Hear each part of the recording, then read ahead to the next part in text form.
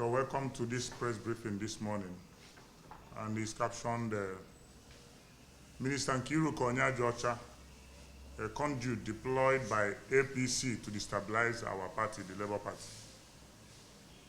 We are here to intimate you on yet an unholy alliance between the Honourable Minister of State for Labour, Nkiruka Onyejeocha, and some expelled members of our party, as you all know, led by Chief Lamidi Apapa, and whose purpose is to ensure that crisis is sustained perpetually in our party. One may begin to wonder what concerns the Minister of State for Labour, Honourable Nkiruka Onyejeocha, and the Labour Party, that she will go at length to instigate and fund crisis within the party. We are, however, aware that the former lawmaker is fighting a personal and proxy war against the party. Onyejeocha has been in the National Assembly for the past 16 years, since 2007 until February 25th general election, when he was defeated by Honourable Minister with a very wide margin. Her loss to Minister was a pill too hard to swallow. Hence, she has vowed to use all her connections to ensure that the election declared by the Independent National Electoral Commission, INEC, is upturned in her favor. Her political ambition was to be the Speaker of the Federal House of Representatives, though that cannot be achieved. She has also boasted that powers that be in Aso Rock has promised her the speakership, a position she contested in 2019 but lost to Femi Gbajabiamila, who now is the Chief of Staff in the Tinubu administration. Onyejeocha believes that the Isukwa Umunnochi Federal Constituency is her chiefdom. However, the result of the election altered all those plans. Permutations for Onyejeocha, who saw her ambition drifting. For her to be the Speaker, she must first win the seat at the reps, and Amobioga was the only stumbling block. Therefore, he must go at all costs. Onyejeocha, with a strong support from the presidency, plotted to be part of the 10th NAS using the instrument of tribunal. She had worked tirelessly to ensure that the tribunal pronounced her the duly elected member by turning the rules of the election on the head. With her limitless access to funds, it wasn't difficult for her to get Amobioga sacked by the tribunal. Not because he lost the election, but the trial judge cancelled all the votes of the Labour Party on the ground of his membership of the party. Of course, the electoral law has been interpreted by even the Supreme Court to suggest that only a political party has the powers to determine its membership. Nigerians are still wondering what motivated such judgment, but the answer is not far-fetched. She simply deployed her huge financial war chest and bought the judgment all the way. Not satisfied with the slow pace of tribunal routes to the National Assembly, Onyejeocha went for the killer punch by using a federal high court in Kano to attempt to sack all elected political office holders from Abia State, the governor inclusive. The Kano judgment rattled and quaked the entire political space. Onyejeocha, who connived with some expelled members of the Labour Party, led by Lamidi Apapa, had applied to be a joiner in the case, but was refused by the judge for filing out of time. However, most of her pleadings before the court was granted, even when the court lacked the locus. It took the ululation from the general public before the matter was upturned by the appellate court. Not done, Onyejeocha, after the ruling of the tribunal was appealed against and the venue of the city moved to Lagos, also initiated a crisis by using her Aso Rock connection to bully officials of INEC into committing a mortal mistake of pitching two senior advocates and legal luminaries J.O. Asoluka, son, and Yunusa Ustaz Usman, son, against each other in an open court on who holds the authority to represent INEC. Specifically, on the 11th of October 2023, the INEC Secretary, Rose Oririan Anthony, in a letter titled Letter of Instruction, conveyed the appointment of John Asoluka, son, by INEC to file an appeal at the Court of Appeal, Owerri Division, on behalf of the Commission against the decision of the Abia State National and State House of Assembly Election Petition Tribunal in the number EPT ABHR/8 2023, Honourable Nkiruka Onyejeocha and Ano versus INEC and others. But in a twist of events, INEC went further to engage the services of Yunusa Ustaz Usman on the same matter before the appeal court.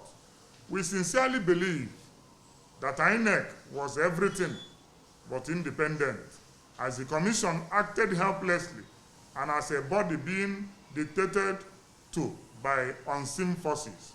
However, Yunus Ustaz Usman's son, on the 17th of October, in a letter to the Commission, wrote to withdraw his representation in the two appeals before the Court of Appeal on the ground that the Commission had already briefed another law firm to represent or defend it.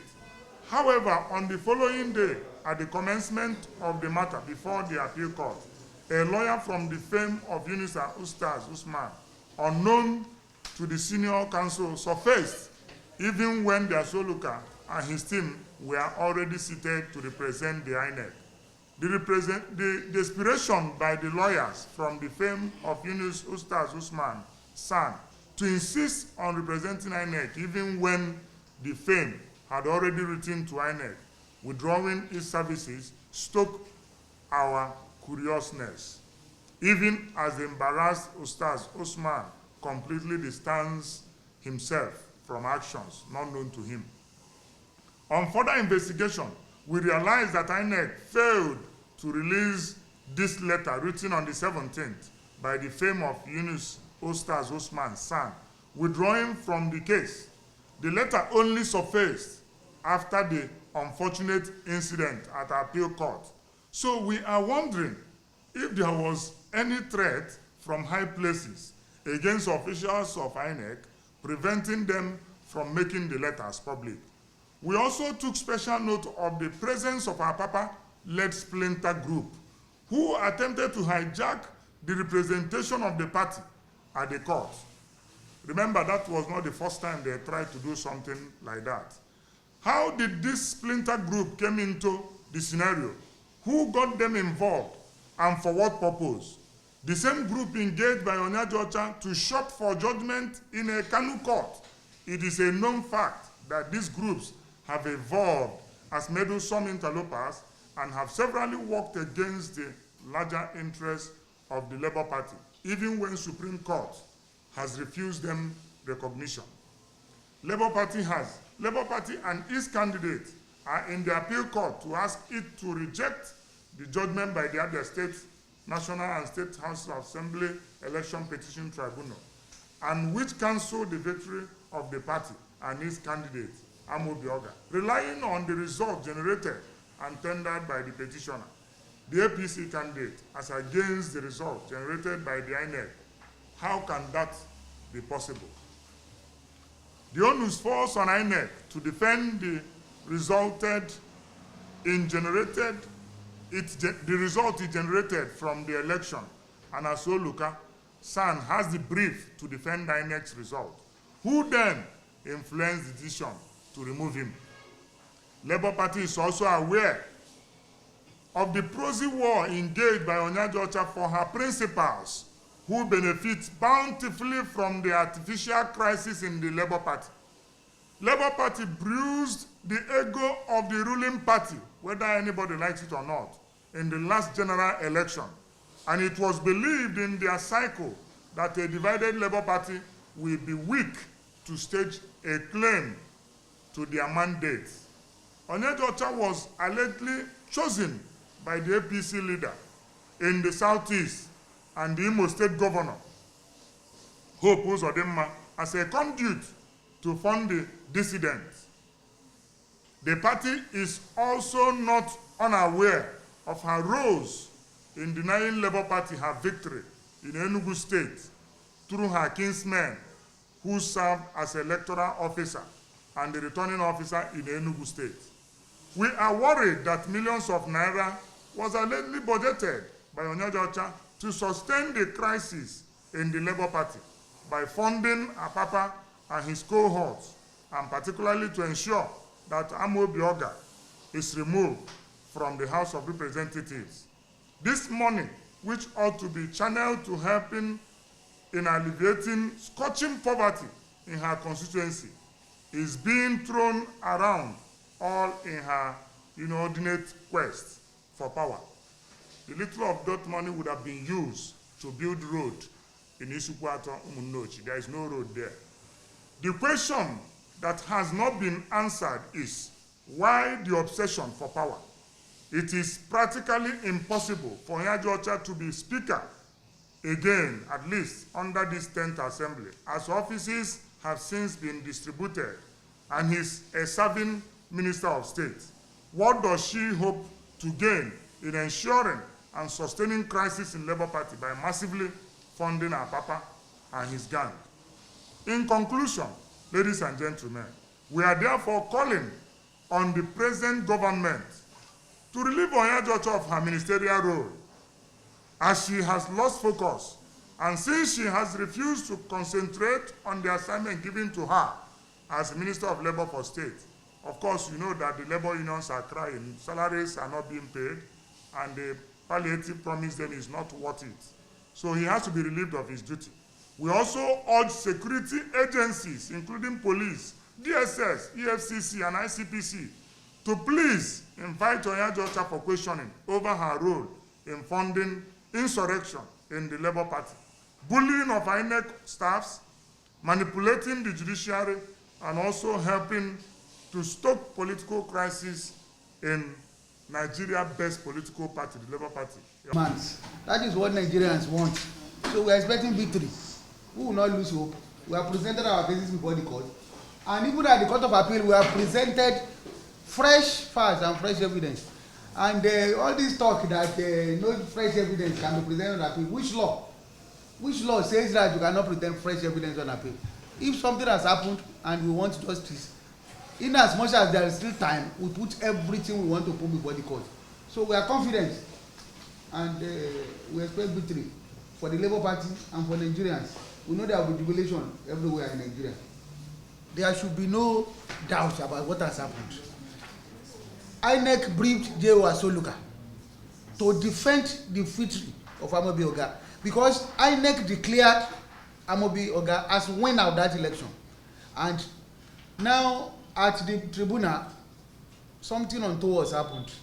And we believe that that has happened, but we are confident that the victory belongs to us. Amobi Oga is confident, and INEC is confident that Amobi Oga won that election. And so at the Court of Appeal, INEC briefed J.O. Asoluka. But we don't know what mix-up happened, what went behind, and there was a letter of instruction to another counsel. And that counsel was honorable enough to say that my colleague is already in this matter, a co-senior advocate of Nigeria. So I'm wondering, how can I be briefed and to represent INEC in this matter? So he wrote to INEC that he is withdrawing from that case because a colleague is already handling it. So that's the situation. J.O. Asoluka is INEC's lawyer, and we expect him to represent INEC in that matter tomorrow. All the letters are with me in case.